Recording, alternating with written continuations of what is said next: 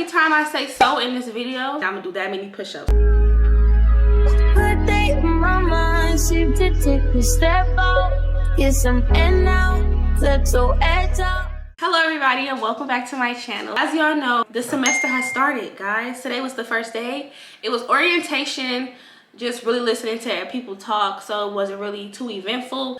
So let me just actually keep track because yeah, but I want to show you guys how I prepared for the semester since it started, and after the orientation I got a little bit more acclimated to how I feel like the teachers are going to run their classes. But it was a lot of things that we couldn't do until orientation, like we couldn't even fill out and sign the syllabus until orientation. So but I'm taking 2 theory courses and 1 clinical this semester. I'm taking med surg, and then I'm taking a leadership class, and then 2 clinicals at my local Aurora, really right up the street from me, so I'm really happy about that.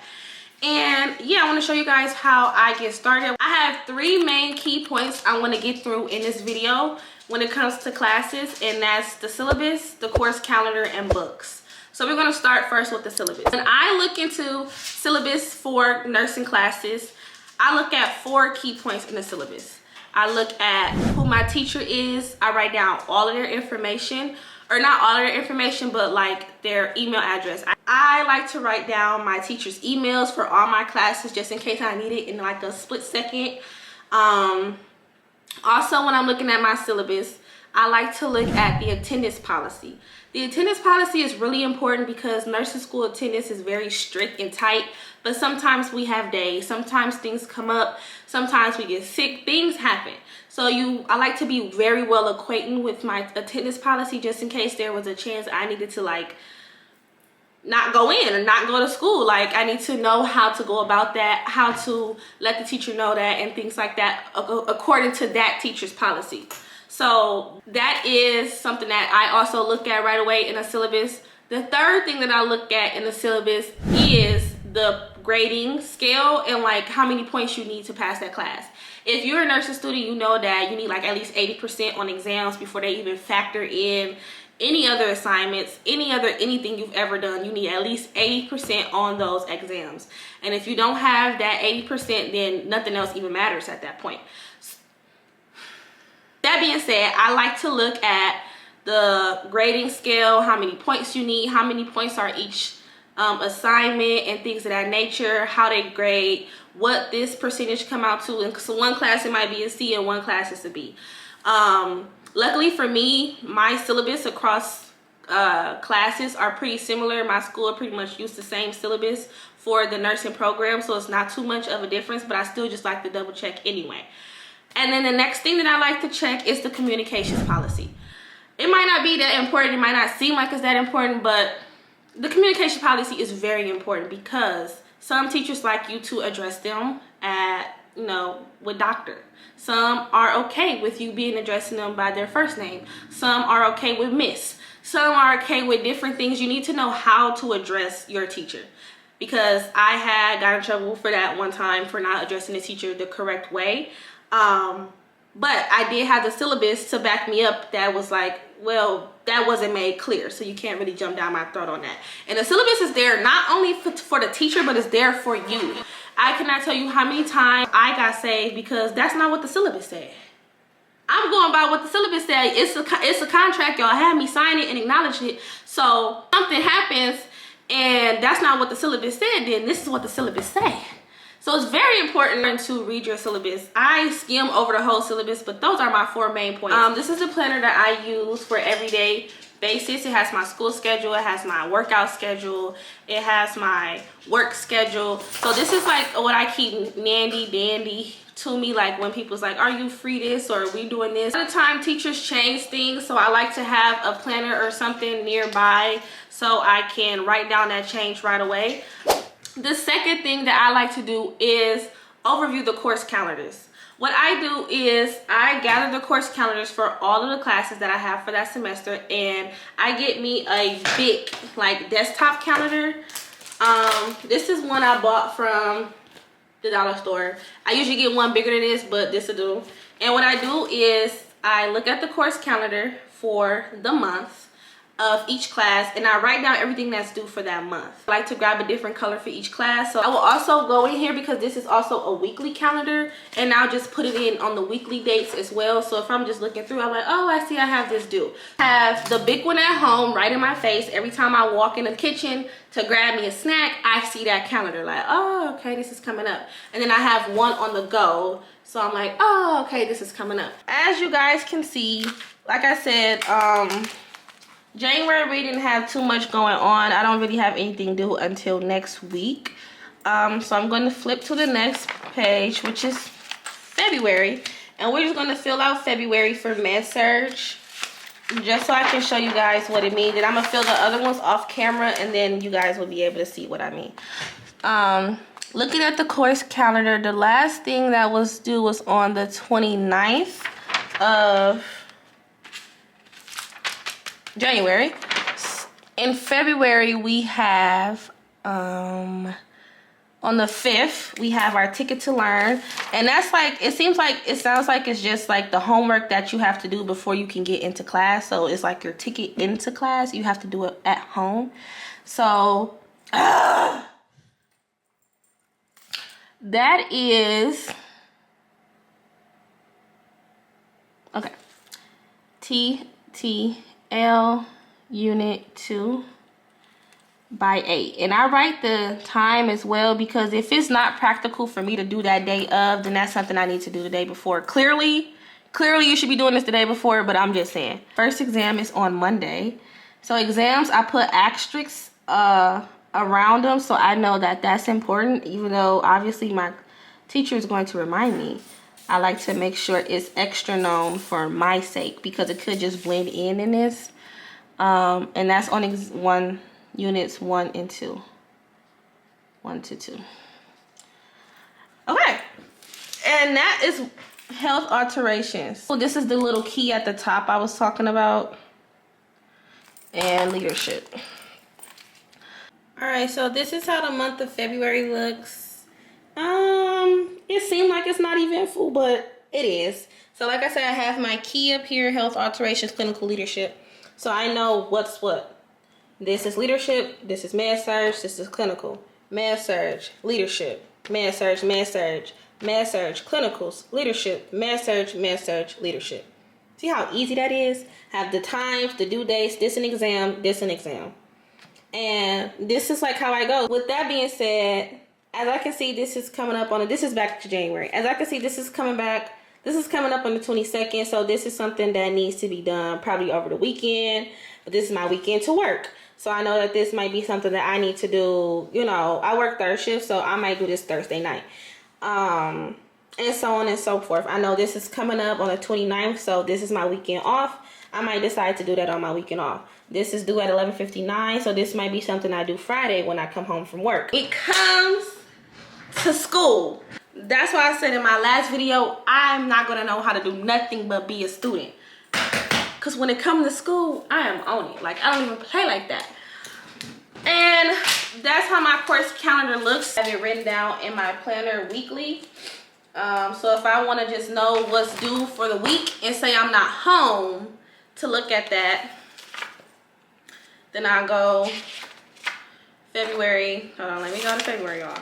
And I'm like, what's due the first week of February? I know what's due. That's how I set up my course calendar to be more organized. Now we're gonna go over books. Let me put y'all on. I've never paid full price for a book. I probably paid full price for a book one time, and that was with financial aid. But since I learned this method and this hack, I have never paid full price for a book. I'm gonna do it on my iPad, and I'm gonna put it right here so you guys can see exactly what I'm doing. And I'm gonna just show you guys how I find, we're just gonna go through one book.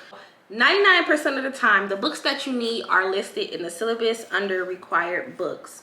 So let me show you guys exactly how I do this. We're gonna start with my leadership class. My leadership class has one physical textbook that you need. We're gonna go to our whatever, and I'm going to copy and paste the exact name of the book, the edition, the year, the authors, everything, the serial number, everything. And we're gonna just literally paste it in our search engine, and it's gonna pop up. I think this book brand new is maybe about like $76, $80. It's look like it's an Evolve book from my first search for like $76. What I like to do is I like to stop by Amazon first. We're gonna stop by Amazon first and see what they got. Amazon can be a hit or miss. Sometimes they have it electronically. Sometimes they have it that you can rent it for like 4 weeks. Sometimes they have it used. So we stop at Amazon first.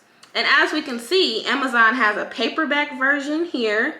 They have a spiral bound version here for $77, a Kindle version available instant for $55, and a loose leaf version for $58 to $76 or to $67.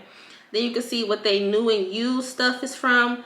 Now that's cool and all. We knocked off $20, but I'm going to take it a step further and just keep searching and just see exactly what they might have. What check has it for?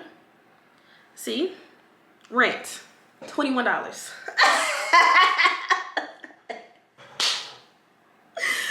Listen, y'all don't play like that. $50, $80 on a book that I'm not gonna use again. What?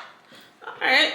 So Check has the book, as you guys can see, for $21 to rent up until May 31st. The semester ends May 17th. Found an $80 book for $21. Rented for the four months. That's all you need it for. So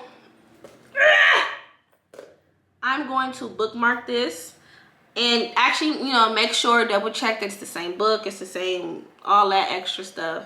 The other Kosher and Herbs book, like I said, this book I don't even remember using, but here it is. And you can see, here goes the subscription, the e-textbook, instant access, $10 a month for 4 months, $40, or you can pay for a 4-month term, which is $43.96. As y'all can see though, there are ways to get your books at a discounted price for cheaper. Like if it's a book that you do not need a code for, guys, do not buy the book brand new. Opt in for the online version. If you can learn online and don't need the physical book, I would opt in for that. Try to find different ways. Do not run to that bookstore right away. That was the gist of all this. Found the one book. We went from $80 to $21. If you need a code, that's a different story, because obviously I had to pay for the code. I paid $160. I still didn't pay $200. So if there's a will, there's a way, you guys. Do not spend all that money on a book. Don't do that, okay? Don't do that. And don't buy your books until you go to the first class, until you go to orientation and they let you know what books you absolutely need and what books are listed on there for placeholders. Do not order nothing yet, because you're gonna be like, so I need to buy this one, and you came from the bookstore and you got all these books all piled up in the plastic wrap and you didn't need like 50% of them. So do not buy books until you've went to orientation, and look online for them books. Get them books used, get them books online, get them books. Do not spend $300 for no books, y'all. Okay? Okay. And last but not least, my clinical bag. Okay, this is my lovely clinical bag that my boyfriend actually bought for me. I try to stick with my iPad solely. If I had a MacBook, that probably let me know that it's too far, then I probably would take my computer as often as I do my iPad. But this does what I need to do. You really on the iPad, you really on the floor. But one electronic, never too much. Don't carry too much.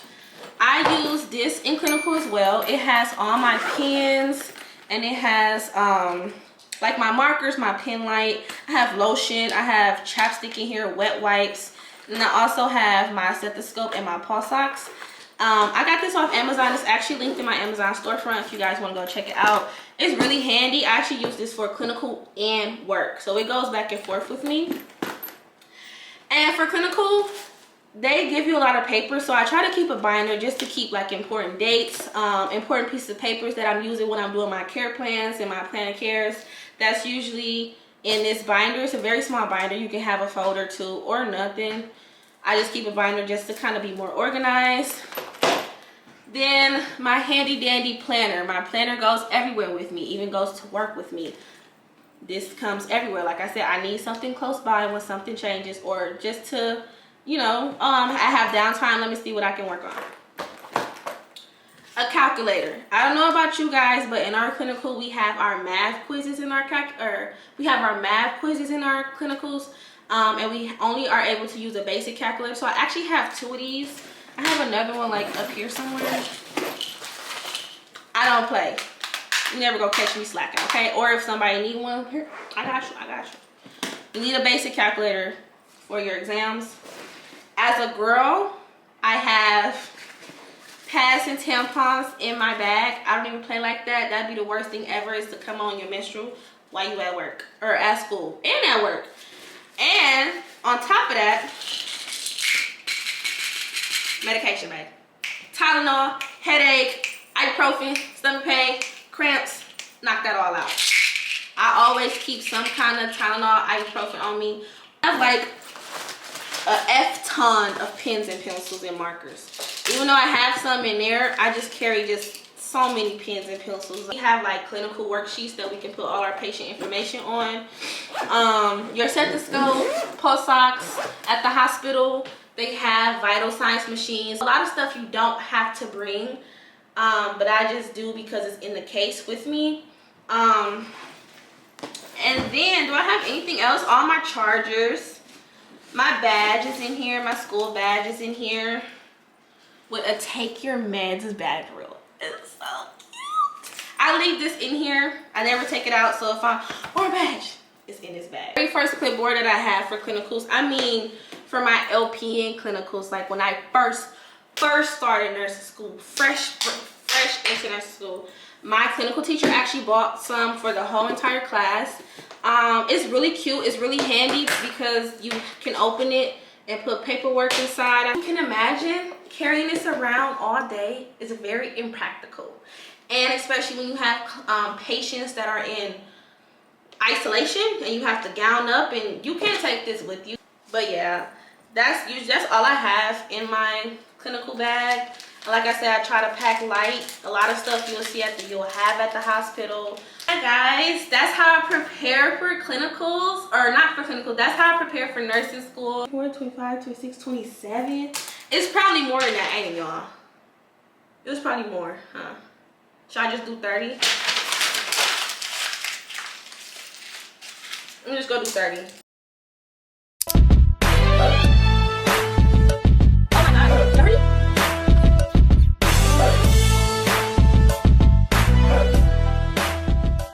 If you stayed this long to watch me do 30 push-ups, I hope that these tips help you be successful in your nursing classes.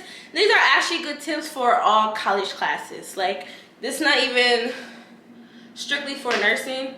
It's for all college classes, but yes. Thank you for watching this video.